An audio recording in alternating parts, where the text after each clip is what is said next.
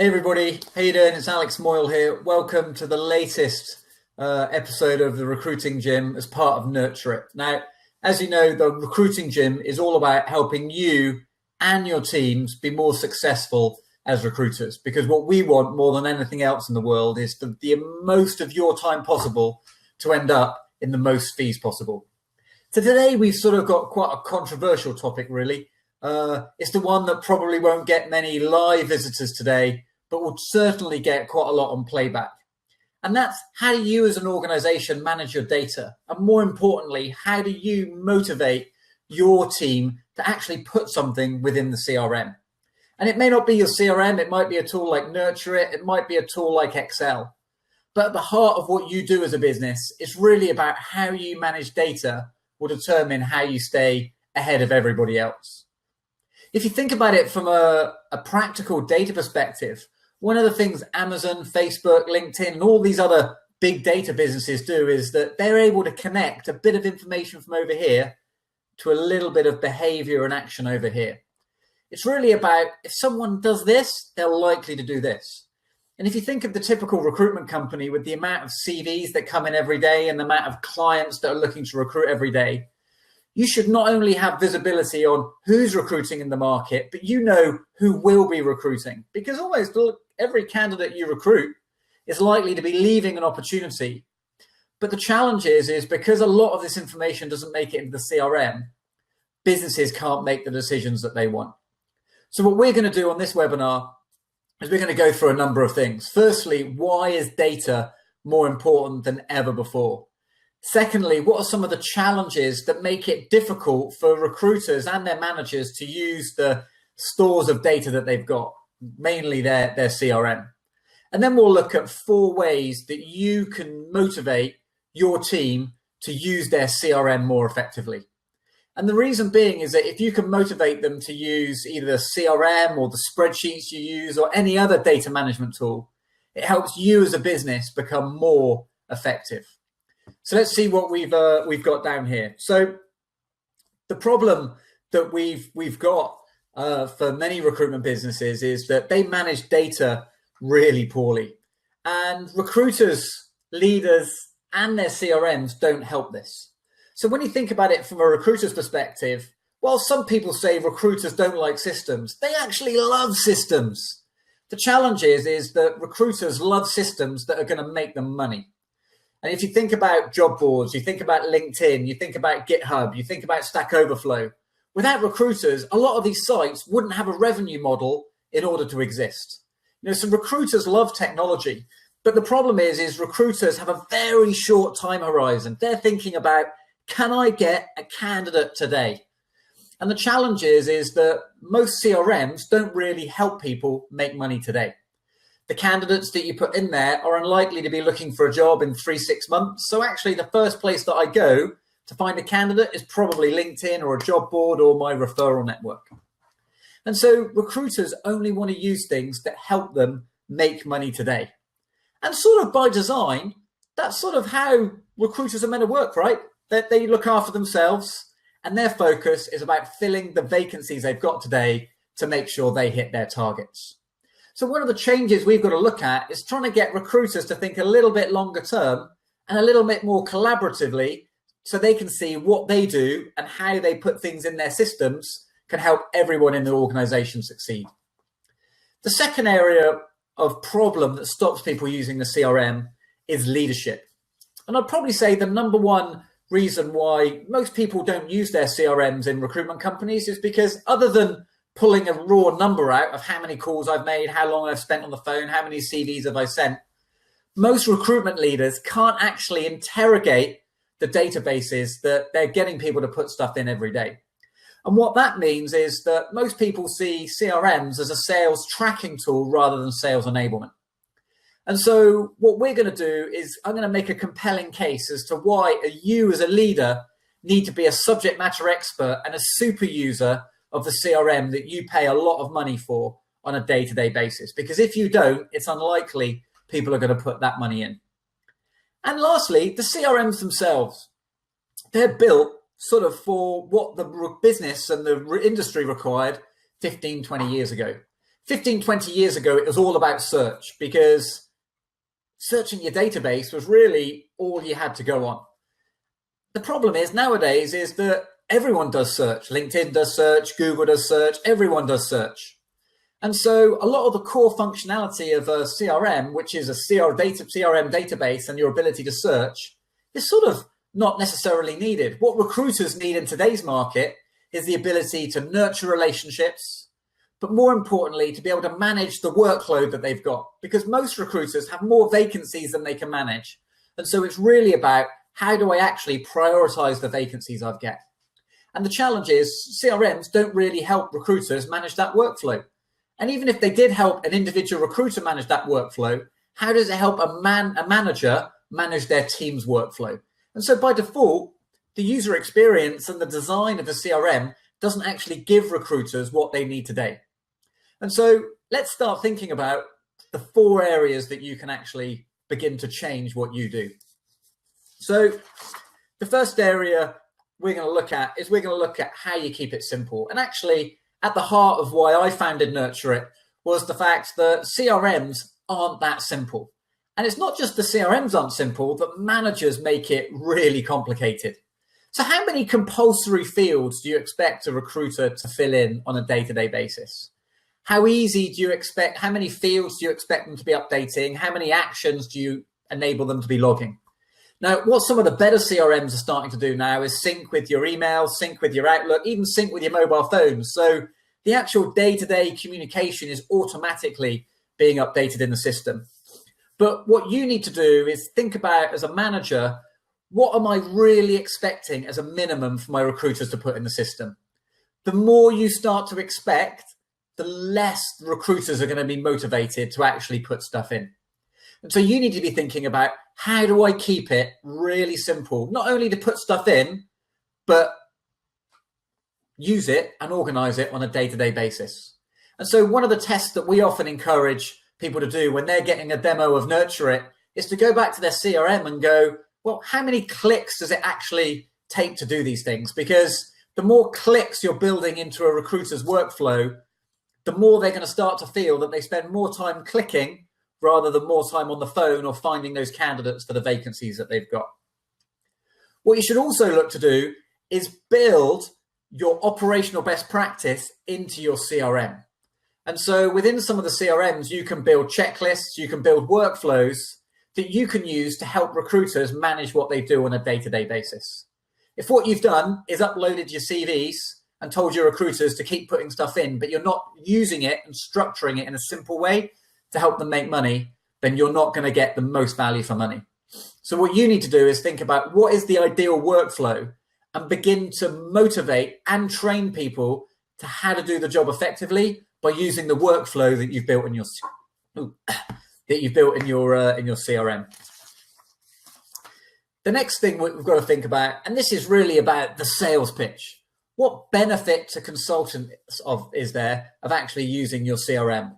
Now, you might be thinking, well, surely, I mean, they just need to do it because that's what I'm paying them for. Well, you say that, but actually, if I listen to you on your shop floor every day, what you're paying them to do is to make placements and build money. And so what you need to do is connect how inputting that information into the CRM enables them to help make more money. As I said earlier in the webinar, the fact that too many managers treat their CRM as a place to enter data. It's a data entry, it's a data storage facility. And the problem is that there's not really much money to be made from data storage as a recruiter, because what I want is to be able to find more candidates more quickly and more clients that are going to give me A-grade vacancies. And so if my CRM can't do that, if you can't structure your CRM in a way that helps you do that, then really it's just an extra bit of admin that I'm not really going to enjoy. So what you've got to do is start selling the benefit of using the CRM as a sales enablement tool. And so how you use this is, firstly, how do you teach them to actually search the system? How much time do you actually spend training them how to do the searches that they would do in LinkedIn or in job boards on your internal candidate database? Also, how do you train them to be able to write high quality emails to nurture the relationships of the candidates that are already within the system? Now, you might be able to tell them, here's 5,000 candidates and here's how you spam the hell out of them. But the reality is that that's not actually helping them make money. The people that I know that use their CRMs or any system the best is they make it the easiest place to go for a recruiter to make money. And so if you're not investing time in training, in doing more than just entering the data, but training to get the information out to help them make money, then the likelihood is you're never going to change that behavior. Or you find yourself a simpler tool where recruiters are motivated to use it. Also, how do you use your CRM to help with fee forecasting? Now, I'm sure some of the CRMs have fee forecasting functionality, but what recruiters really care about is what placements have I made, what am I going to invoice, and how much bonus am I going to earn? And so what you've got to do is make whatever system you use, give that clarity. So I know plenty of businesses that have some central spreadsheets, some shared spreadsheets, where recruiters with a click of a button or two can go and find out what have they got due to start, what have they got that started, and then begin the process of being able to calculate, well, how much bonus am I going to be able to earn?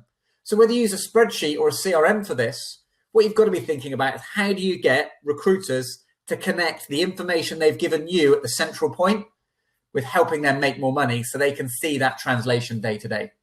And again, this is where when we founded Nurture It, we started with recruiters forecast. We started with what recruiters really wanted from anywhere that they store data. And because when you start with actually what recruiters want from a system or an IT tool, you get much higher levels of usage. And what we found is that we get even the old sea dogs using it because it gives them exactly what they want. Now, it's not a CV searching tool, but in terms of them managing their pipeline, that's the feedback that we're getting. And so the second area that we need to think about is really about how do you use your CRM to help with planning. And so the best CRMs sync with 365 or they sync with Google Apps and they sync with Outlook, whereby they intuitively help recruiters prioritize their time. And so how does your CRM help you prioritize which are the great vacancies to work and which are the low-level vacancies to work? Which ones are you going to put most time in and which ones are you going to work after 6 o'clock? It's really important that as a leader, you're able to work out the easiest and best way to do this. And that's then when you train your recruiters to do it. If you don't know how to do that, then it's unlikely you're going to be able to train and motivate them to do it. But ultimately, the clearer visibility you can give them of their forecast, the more motivated they're going to be to do what needs to be done in order to hit their target. So let's get to the third area. And this is no longer pointing the finger at recruiters. I'm now pointing as you as a manager. Because really, to a large extent, how your team perceive the CRM is how they'll perceive it. And so one of the problems you've got is often managers and the directors in organizations were never great users and proponents of the CRM in their previous lives. And what that means is that firstly, they feel a bit hypocritical for making someone do something that they never really believed in themselves. But because they don't really believe in it, they're not putting the time and effort into actually mastering the tool themselves. I spent years mastering Adapt version 9. And for many people, it will probably start bringing you out in hives when you think of version 9. But the ability to get out what you want, if you're able to tap in the right code and query the database in the right way, was able to give you massive, massive insights. And I had tremendous success in massively increasing the uptick in the usage of CRMs in the firm that I worked in, because I spent a lot of time training managers. And the things that I'm training managers and the things I would train you to search is the things that you need to do so you can spend more time helping and coaching your team. So how would you actually do this? Well, firstly, you shouldn't be having one-to-one meetings in coffee shops. You shouldn't be having them in windowless rooms where there's not a computer. The best managers that get the best CRM usage are the ones that when they're doing one-on-one reviews can sit down and talk through what's in the CRM within that individual's pipeline. Now, where the rubber meets the road is how easy does your CRM actually make it to get that information up? How easy is it to get all the open vacancies, to get all the people that they've met this week, to get the leads that they've generated and to begin to look at what they've actually done with that? And so, but you should be running your weekly reviews in front of a computer. If you're not running them in front of a computer, then you're not using the data that recruiters are collecting to help them make more money. because all they're seeing of it is they put information in the system and then they get a spreadsheet report back going, you're 50% of call target, make more calls. Also, it's much more exciting and motivational for a manager when you're confronted with 10 client meetings and they go, well, I don't know what to do next. How fun is it to think, right, well, how did that meeting go? What are we doing here? What could we do to follow this up? Who else could we talk about in the organization? How could we actually take what you've done and turn that into some sort of meaningful success in the future?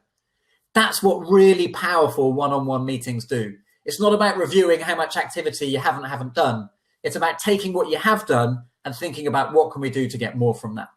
And again, that's why when we were designing Nurture It, we had like a number of click policy. And the most important clicks that we thought about were how can a manager view someone's pipeline in the minimum of clicks. And we've got down to reviewing someone's pipeline into 2 clicks, and you can view everything that they've got on the go.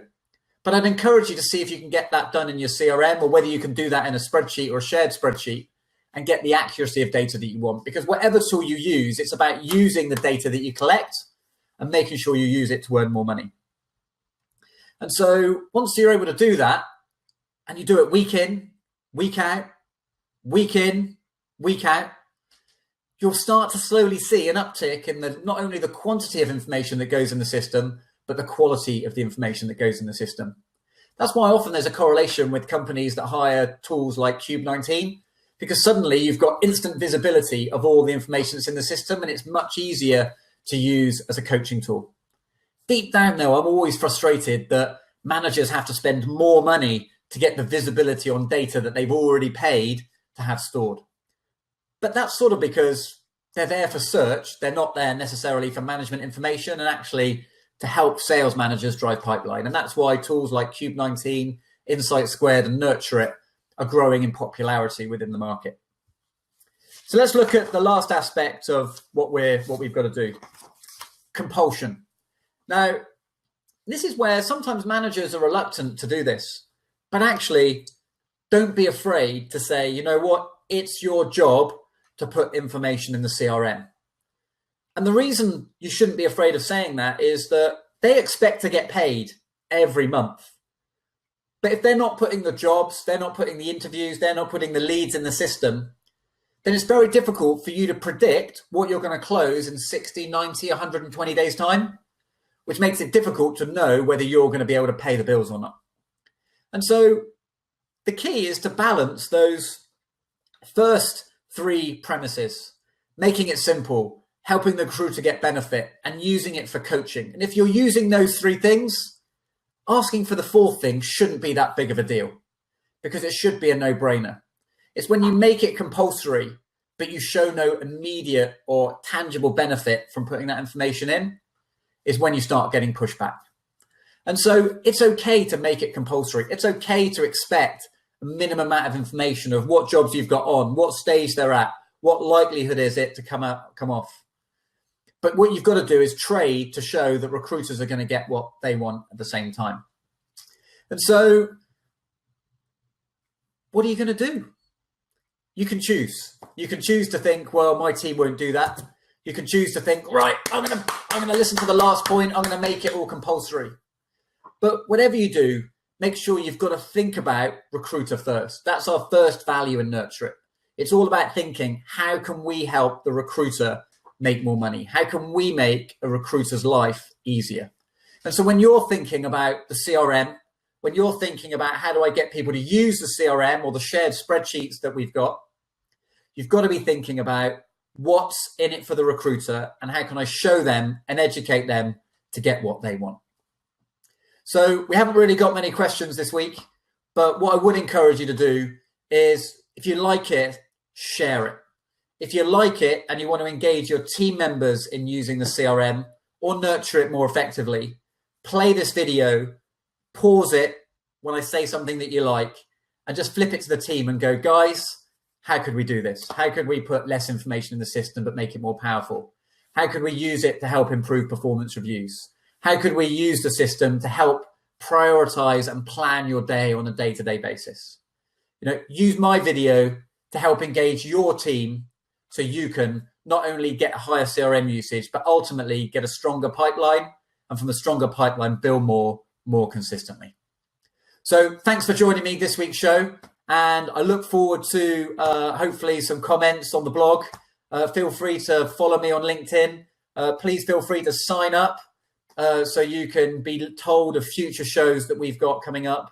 And lastly, but not least, if you're not sure, if you're not convinced that your CRM can give you what you want, I encourage you to check out Nurture It, because Nurture It is all about recruiter first. It's about minimum clicks, and it's about helping managers help their teams to bill more consistently. So I'll see you soon, and thanks again. Take care now. Bye.